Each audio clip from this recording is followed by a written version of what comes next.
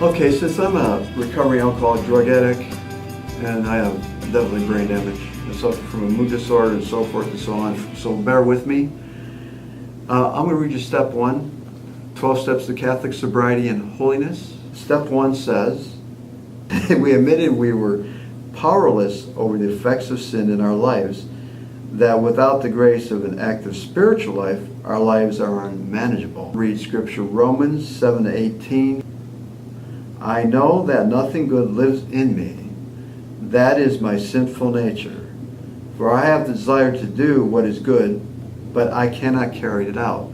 So when it says to me, I have nothing good lives in me, that is in my sinful nature. I'm talking about my carnal nature, my flesh, that is a war with my soul, the world, and the devil. So I need weapons, spiritual weapons, to combat my sinful nature and my desires to commit sin, sex, drugs, alcohol, whatever your addiction is, overeating, undereating, not eating at all.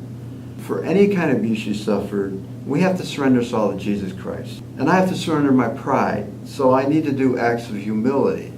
I need to learn to be humble and accept God's will and not my selfish will, which I so lived for all those years being an alcoholic and drug addict and going into sex and going into that world. Because what happens? I was stupid. I was foolish. And guess what?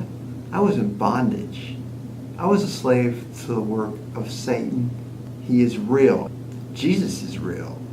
So by the grace of God, the Holy Catholic Church, the Rosary, the sacramental life, the prayerful life, reading scripture, going to Holy Mass, and be hanging out with good people and not people that are occasions of sin, I want to make it to heaven because I tasted hell.